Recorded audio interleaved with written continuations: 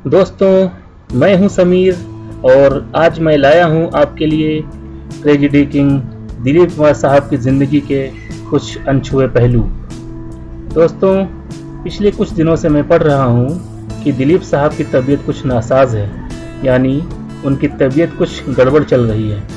ऊपर वाला उनकी तबीयत में जल्द सुधार करे, हमारी तो बस यही दुआ है। ज़्यादातर लोग जानते हैं कि दिलीप साहब का असली नाम यूसुफ सरवर खान है। शायद बहुत कम लोगों को पता होगा कि दिलीप कुमार साहब को फिल्मों में काम करने में कोई दिलचस्पी नहीं थी और ना ही दिलीप साहब ने कभी सोचा होगा कि लोग उनको यूसुफ खान की जगह दिलीप कुमार के नाम से जानेंगे। अपनी नौजवानी के दौर में दिलीप साहब मुंबई में अपने वालिद के काम में हाथ बटाते थे। उनके वालिद का फलों का बड़ा कारोबार था। एक दिन दिलीप साहब की अपने वालिद से कुछ कहासुनी हो गई तो उन्होंने अपने वालिद का काम छोड़कर खुद के पैरों पर खड़े होने का मन बना लिया। यही सोचकर वो पुणे चले गए। दिलीप साहब अंग्रेजी जानते थे, इसीलिए उनको पुणे की ब्रिटिश आर्मी कैंटीन में नौकरी मिल गई। कुछ दिनों बाद दिलीप साहब ने उस कैंटीन में सैंडविच बनाना शुरू किया, जो अंग्रेज सिपाहियों को बहुत पसंद आने लगा और दिलीप साहब वहाँ पर काफ़ी मशहूर हो गए। इसी कैंटीन में एक प्रोग्राम के दौरान दिलीप साहब ने भारत की आज़ादी की हिमायत कर दी, जिससे उनको गिरफ्तार कर लिया गया और उनका काम धंधा बंद हो गया। जेल से छूटकर दिलीप साहब दोबारा मुंबई लौट आए और फिर अपने वालिद के काम में हाथ बटाने लगे। इस काम के साथ ही दिलीप साहब ने कुछ और काम भी करना जारी रखा, लेकिन उन्हें कामयाबी नहीं मिली।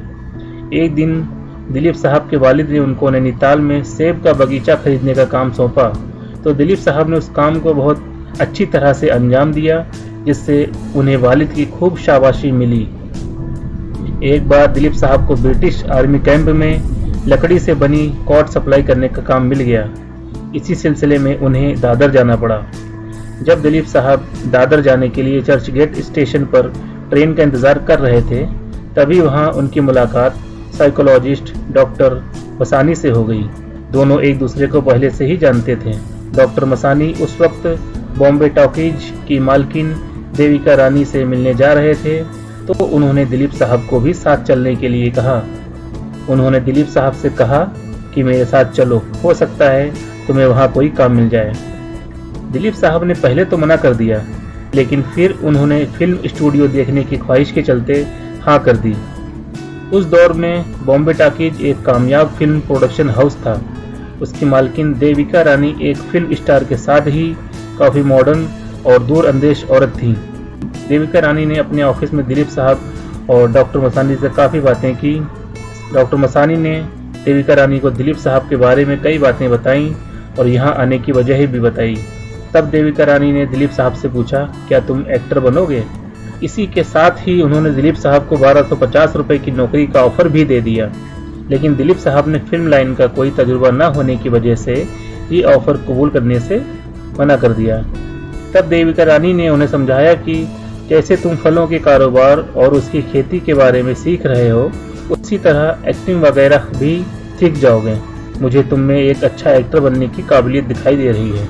ये 1943 का साल था। उस वक्त दिलीप साहब को लगा कि उन्हें 1250 रुपये सालाना मिलेंगे, लेकिन डॉक्टर मसानी ने उन्हें बताया कि 1250 रुपये सालाना नहीं बल्कि हर महीने मिलेंगे। दिलीप साहब ने देविका रानी के ऑफर को कबूल कर लिया और वो बॉम्बे टॉकीज के एक्टर बन गए और कई बड़े एक्टर्स के साथ एक्टिंग की बारीकियां सीखने लगे।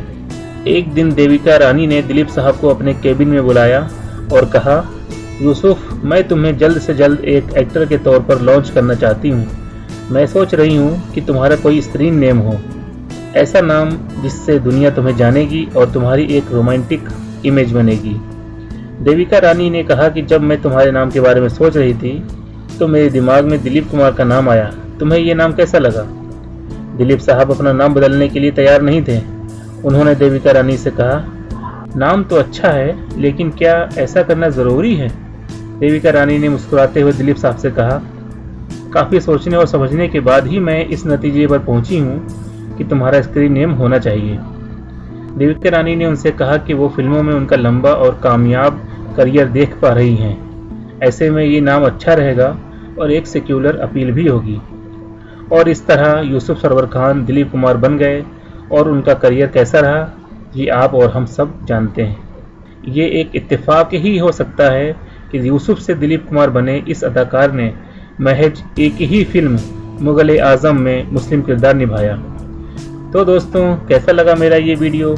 आपको पसंद आया हो तो मेरे चैनल अपनी बातें को सब्सक्राइब ज़रूर करें, जिससे मैं आपके साथ ऐसे ही दिलचस्प टॉपिक शेयर करता रहूं। शुक्रिया।